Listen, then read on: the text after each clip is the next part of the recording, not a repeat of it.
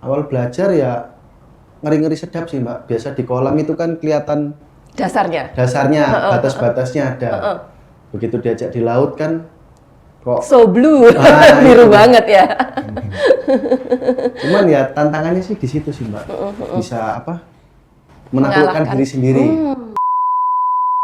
Kita di dasar di 6 meter atau 7 meter, kita di situ kita benar-benar yang standing, maksudnya ini ya, Berlutut ya. kita buka nih open maskernya, terus regulatornya dipasang lagi. Itu kan mungkin ketika kita mungkin di dalam ada trouble atau apa, atau maskernya kita lagi kotor atau berebut, kita udah nggak panik gitu loh, karena kita kasih tahu ya itu, solusinya gitu. itu, dan kita udah menguasai ini, kita harus ngapain sih gitu loh.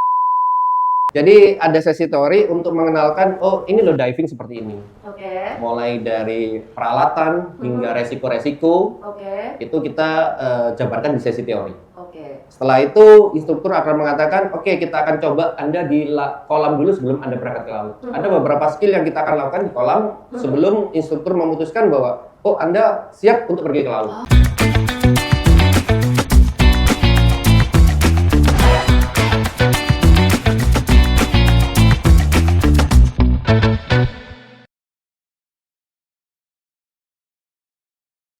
Hai Tribuner, bersama saya Pipin Madarina kembali lagi di podcast Cakap Sana, Cakap Sini Tribun Network. Nah, olahraga diving saat ini mulai meningkat di kalangan eksekutif maupun keluarga, gitu ya. Bahkan sudah menjadi lifestyle. Tapi untuk menggeluti olahraga ini diperlukan sertifikasi, pelajaran dan pengalaman. Untuk itu, kali ini saya sudah menghadirkan beberapa narasumber, instruktur dan para murid untuk berbagi pengalaman mereka belajar bersama Sekolah Selam Indonesia. Saya akan menyapa satu persatu mulai dari Pak Ferdian Alam, salah satu instruktur di Sekolah Selam Indonesia. Halo, apa kabar? Baik. Kemudian yang kedua ada salah satu murid jebolan Sekolah Selam Indonesia, ada Sally Pratiwi. Halo Sally. Mbak, makasih. Terus ini juga ada Pande Putu, salah satu murid juga. Ya. Apa kabar Pande? Baik. Terima kasih sudah meluangkan waktu nih untuk sharing-sharing gitu.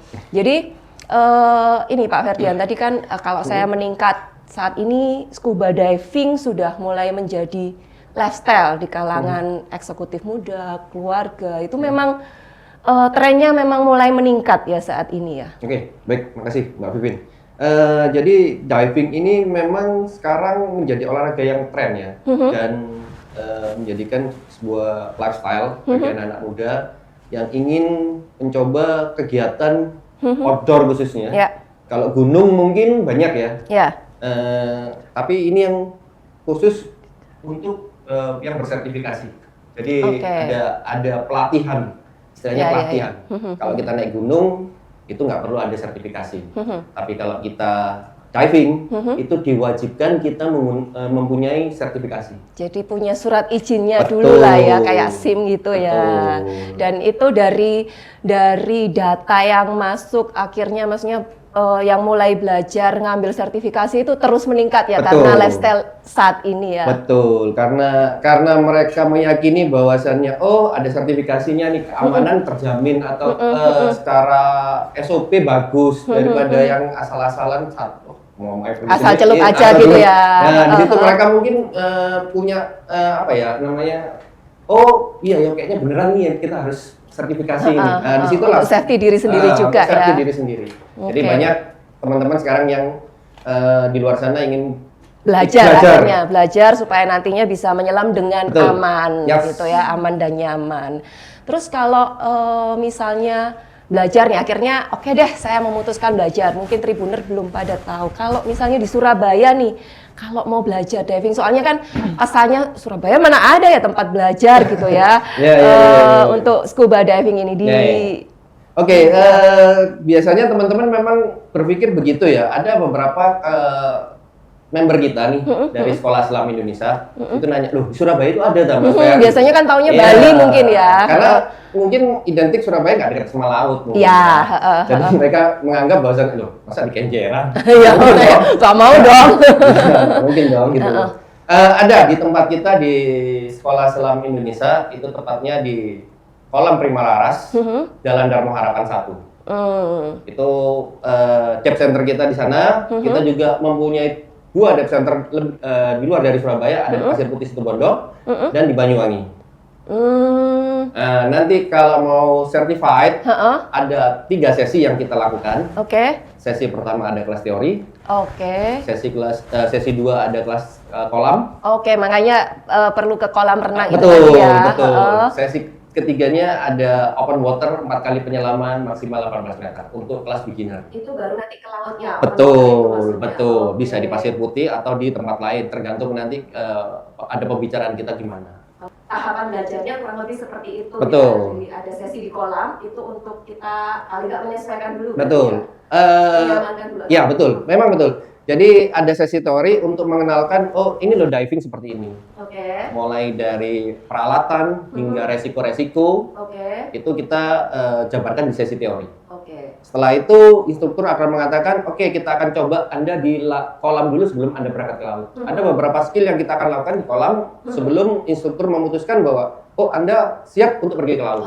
Jadi itulah makanya kita perlu latihan juga ya istilahnya. Sekarang saya mau nanya para murid nih dari Sally dulu. Gimana awalnya belajar nyelam kok akhirnya terjebak di Sekolah Selam Indonesia bersama instruktur Ferdian? Ya, makasih ya Marvin. Jadi ceritanya itu sebetulnya udah lama banget itu suka diving gitu loh. Tapi tidak ngambil sertifikasi atau tidak pernah nyoba-nyoba aja gitu ya. Jadi kayak ketika jalan ke Manado, ke Bunakeng, jadi ada kayak diving komersil open water gitu kan.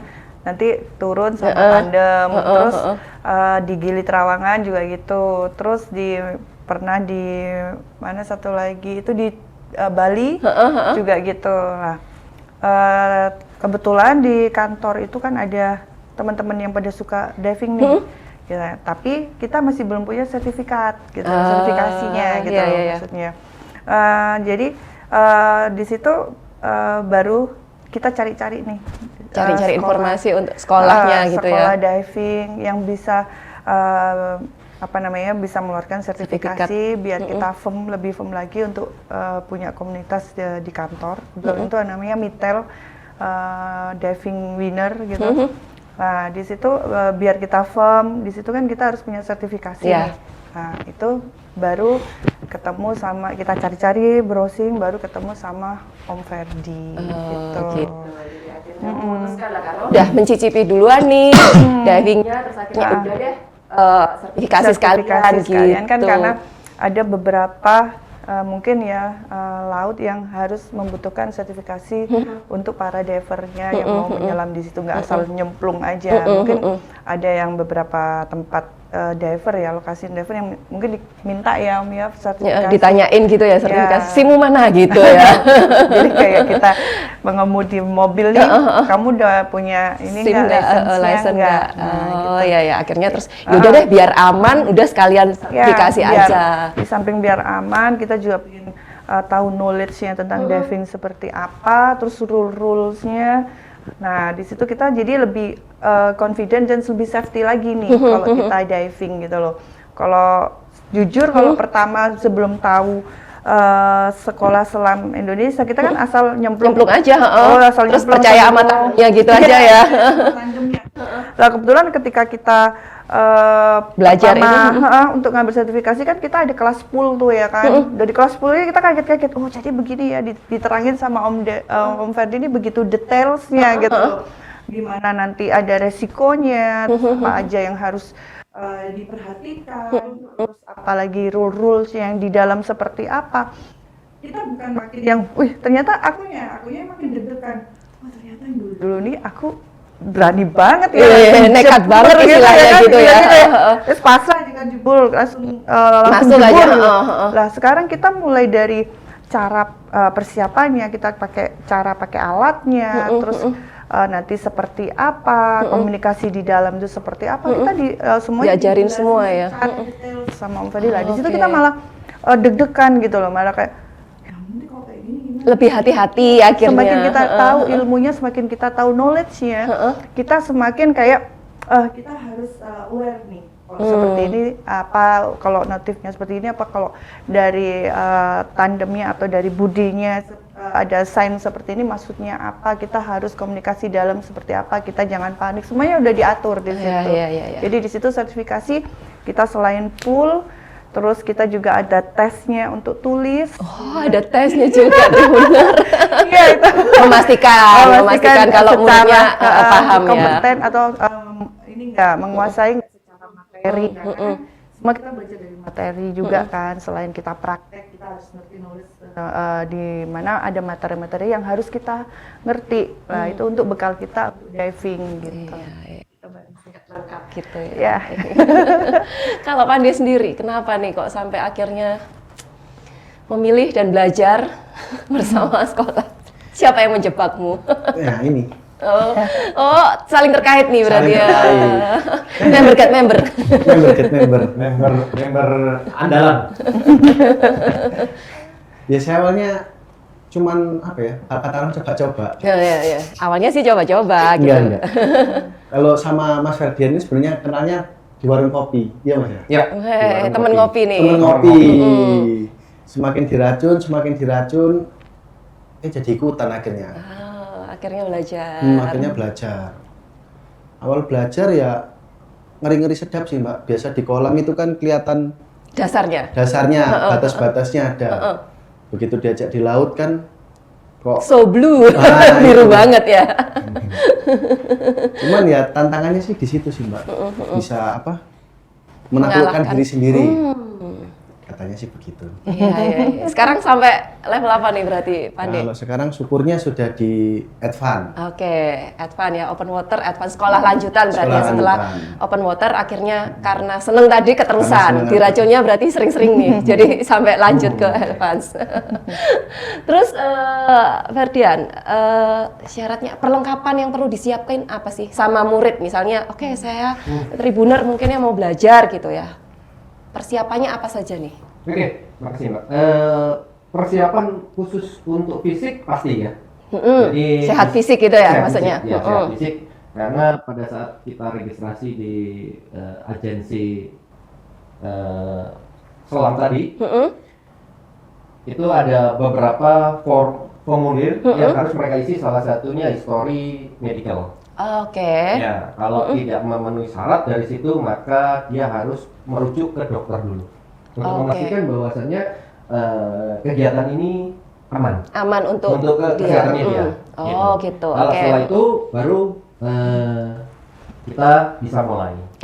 Dengan kelas sesi teori tadi. Yang kedua ada sesi kolam. Baru open water dan ditutup oleh final exam. Itu tadi ya, exam. Ya, memastikan bahwasannya dia paham apa yang sudah kita lakukan. Gitu. Kalau untuk peralatan, saya bawa diri aja gitu misalnya, bisa nggak? Boleh, nggak masalah. Untuk peralatan memang jangan keburu Anda membeli sesuatu. Misalnya nih masker.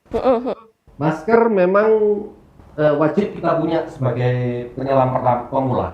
Nah, di tempat kita itu kebetulan kita salah satu distributor resmi dari produk Sherwood. Itu akan saya menampilkan beberapa produk-produk untuk mereka coba dulu. Nah, seperti yang di sampingnya Mbak Vivin ini itu salah satu produk kita dari Sherwood Group. Ada Kona, ada Catalina Cylinder, ada Genesis untuk dev komputernya. Jadi itu yang kita kenalkan dulu. Karena jadi, di tempat kita juga nanti sebelum Anda membeli, Anda bisa mencobanya atau melihat-lihat, oh ini cocok buat saya ini, enggak gitu Mbak. Jadi dipinjemin ya ceritanya ya, maksudnya betul. Saya tadi balik lagi tribuner cukup bawa diri aja udah lengkap semuanya nih. Betul. Oh gitu. Kurang jos gimana tempat kita? Oh yes. Pokoknya bawa diri dulu, siap mental, sehat fisik gitu ya. Terus peralatan udahlah disiapin dulu. Betul. Nanti kalau memang Berikutnya baru bertahap untuk koleksi Betul, lah ya. betul. Oh, dilengkapin Ya. semua ya. Oke, oke. Terus biasanya butuh berapa lama nih? Kalau misalnya nih Tribuner mau, oke deh saya mau ini tadi karena nggak perlu persiapan apa-apa, butuh diri aja gitu ya. Berapa lama sih kira-kira untuk tadi teori kolam sama di laut saya perlu menyiapkan spend waktunya? Ya. Oke, makasih Mbak. Untuk waktu kelas beginner atau open water level pertama, itu tidak ada aturan yang harus sekian lama. Cuman mereka batasin 16 jam hingga 32 jam. Oke. Itu bisa diselesaikan berapa hari? Terserah bebas. Mungkin contoh. Untuk teori kita 4 jam. Oke. Kolam 4 jam. Sudah berapa tuh? 8. 8 ya? Open water 1 dan 2 4 jam. Oke. Open water 3, 4 jam. Total 16 jam. Ya, Nah, itu 16 bisa jam. diselesaikan idealnya 3 sampai 4 hari. Oke, kalau rangkaian terus ya. Iya, betul. Tapi- Boleh nggak sih putus-putus gitu? Boleh, misalnya? boleh. Asal ada jeda waktu yang tidak terlalu lama, mereka biar nggak lupa. Kalau sampai lupa, mereka mau Refresh dulu gitu ya. dulu. Biar kayaknya saya kurang pede nih untuk berangkat ke lautnya. Maka boleh nggak saya refresh lagi? Oh, dengan senang hati. Oh, gitu silakan, ya, silakan. gitu ya. Jadi Iya. paling waktunya itu tadi lah ya, sehari ada sesi teori kalau memungkinkan lanjut kolam, kemudian lautnya 2 kali dive 2 hari ya. Ya, kan Semisal ada 2 kali dive. untuk sesi open waternya itu ada 4 kali penyelaman.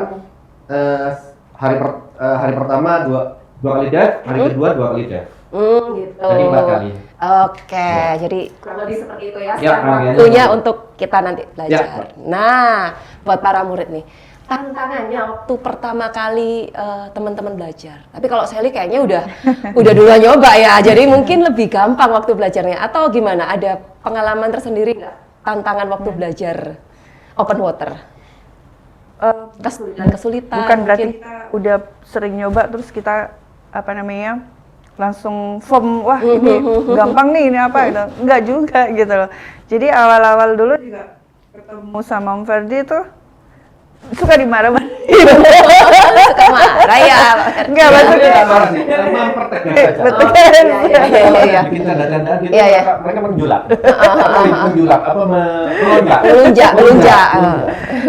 Tapi di luar dari itu ya kita bercanda. Ya, demi Ya, edukasi lah ya, biar pengertian. iya. Kebetulan kan waktu sertifikasi memang dari dari materi kita harus menguasai banget ya. Belajar dulu materinya, kita dikasih waktu itu dulu kita Vicon. Belajar lagi dong ya, maksudnya kayak ibarat orang sekolah nih, sekolah lagi nih. Terus kita ada e-booknya yang harus kita baca dan sesi Vicon langsung dengan Om Ferdi gitu ya. Nah, ketika turun itu deg-degan pasti ada gitu loh. Masih ya, meskipun udah sering tadi ya. Apalagi waktu kita bersertifikasi waktu di Banyuwangi itu, di mana kita di dalam laut kita harus copot masker nih, copot regulator. Oh, ada itu yang praktek itunya ya. itu yang bikin panik. Sebenarnya kalau kuncinya itu kita nggak boleh panik. Kita harus menguasai diri kita sendiri dulu, biar kita bisa listen, bisa mempraktekkan dan bisa lulus dari ujian tesnya sertifikasi itu gitu loh Mbak. Jadi waktu itu waktu sertifikasi kita open maskernya pasti kita di kedalaman berapa waktu itu 6-7 ya? Ya, untuk 7 meter. awal kita di sekitar 5 meteran. Oh, nggak langsung dalam ya. Nggak. Untuk yang hari pertama itu ya. Untuk supaya dia memperbiasakan aja. Oke. Jadi tujuannya kan biar kita mengenali alat kita dengan segala fungsinya, dengan segala resikonya. Kalau ini rusak, kalau ini bagaimana, kita harus mengatasi seperti apa, solusinya seperti apa. Nah di situ kita di dasar di 6 meter atau 7 meter, kita di situ kita benar-benar yang standing, maksudnya ini ya, Berlutut ya. kita buka nih open maskernya. Itu yang paling ini ya, bikin deg-degan ya waktu itu ya. Open maskernya, terus regulatornya dipasang lagi. Itu kan mungkin ketika kita mungkin di dalam laut, ketika ada trouble atau apa, atau maskernya kita lagi kotor atau berebut, kita udah nggak panik gitu loh, karena kita kasih tahu ya itu, solusinya gitu. itu, dan kita udah menguasai ini, kita harus ngapain sih gitu loh. Tujuan skillnya itu, tapi ya tetap namanya pertama kali ya, pasti ada deg-degannya. Ya itu sih mengatasi paniknya. Paniknya Kalau kita itu udah ya. bisa mengatasi panik, mungkin everything is gonna be alright gitu loh. Kita bisa smooth untuk dan setelahnya udah nyaman udah ya, karena yang pertama kali gitu ya. kali aja. Jadi kalau Yang semakin lepas. kita ngulik, semakin kita belajar, pasti kita lebih aware, kita lebih oh ini harus seperti ini, oh ini nggak boleh seperti ini, dan itu lebih menjaga untuk safety-nya kita sendiri, diri kita sendiri, gitu Mbak Vivin. Iya. Oke, kalau Pandey waktu itu tantangan atau kesulitannya apa nih yang mungkin masih diinget gitu pengalamannya? Tantangannya Atau itu smooth aja? enggak juga sih. Ketantangannya waktu itu yang mengatasi rasa panik yang pertama. Terus kalau kesulitan yang saya rasa paling sulit dalam belajar menyelam itu buoyancy sih. Oke. Apa kata lainnya? Daya apung. Daya apung. Oke. Mungkin dijelasin Tribuner itu maksudnya kayak mana itu? Nah, buoyancy itu kayak semisal kita menyelam itu yang dari atas nih turun ke dari atas nih kan kita turun. Nah, kita berada di antara dasar sama permukaan. Yang bagus adalah di tengah-tengahnya Di tengah-tengahnya maksudnya. itu. Oke. Nah, problematika orang pertama awal kali belajar menyelam cuma dua. Kalau nggak terlalu berat ya terlalu ringan. Oh, maksudnya jadi kalau nggak tenggelam ya naik. Ngapul-ngapul apa ini? Iya. Ngapung gitu, kalau enggak ya delosor di dasar. Di dasar. Oh, oke. Kalau tidak negatif ya positif. Oh gitu, Itu ya sih, ya. sama Jadi ini biasanya. ngerasain itunya ya. Paling bukan takut sih sebenarnya. Apa ya? Kesusahannya itu mask clearing biasanya. Mas clear. Itu yang ada satu skill yaitu mask clearing. Jadi saat masker kita pakai masker nih, berembun kayak yang diceritakan Mbak Sally tadi, itu ada tekniknya sendiri kita mengatasinya. Kita masukin air, kita tekan, kita hembuskan. Itu sih yang paling awal-awal bingung caranya gitu ya. Apalagi kan air laut kan, pasti kita pikiran, nanti perih gimana itu. Ternyata ya setelah dilaksanakan ya enggak juga, kasih-kasih aja. Kasih-kasih aja ya, itu ya. Selama tahu tekniknya aja. Selama tahu tekniknya. Makanya itu tadi ya, perlu diajarkan teknik-tekniknya itu ya. Makanya dia akan dibiasakan dulu di kolam, baru mereka akan diberangkatkan ke laut. Setelah mereka sudah siap. Kalau mereka belum siap, otomatis di lautnya mereka nggak siap. Oke. Kalau tadi dari Sally mungkin lepas pasang regulator, masker. Nah, kalau dari pengalamannya Ferdian sendiri ketika mengajarkan di murid paling sering kesulitannya di mana sih, dan bagaimana cara mengatasinya untuk bikin murid ini akhirnya paham gitu? Oke. Yang disampaikan ke mereka tadi itu memang salah satu skill yang mudah tapi sulit untuk dilakukan. Benar itu. Oke. Mungkin karena masalah pertama kali ya mungkin ya. Gampang sih gitu. Tapi dilakukan nih susah. Yaitu mask clearing. Mask clearing. Kenapa harus mask clearing? Karena akan membilas yang fogging. Kita tidak akan bisa melihat begitu jelas di bawah air pada saat masker kita fogging. Oh, kayak kalau mobil berembun di depan itu ya, tapi ini masker kita gitu ya. Oke. Itu yang pertama. Karena mengatasi teknik untuk bersihin itu ya maksudnya. Teknik yang membersihkan itu dengan cara teknik-tekniknya step by step-nya. Oke. Biar mereka juga caranya seperti ini supaya kamu lebih nyaman, itu harus minimal kamu tahu step by step-nya. Yang pertama airnya dimasukin. Kenapa harus dimasukin? Karena akan membilas yang fogging. Ada begitunya ya. Kenapa kok harus mendongak ke atas cara mengeluarinya? Ya karena akan mendorong air turun ke bawah. Itu poin-poinnya. Ya, nanti diajarin itu tadi ya, termasuk ini ya, skill ini. Si murid-murid ini tahu poin-poinnya dan tahu step by step-nya, otomatis dia akan iya lebih gampang. Oke. Gitu kan. Kalau kita tahu, oh kapan kita waktunya ngerem mobil, kita ngerem mobil, oh ini sudah cukup ini ngerem ya, kita ngerem. Kan tahu kan? Udah tahu kira-kiranya.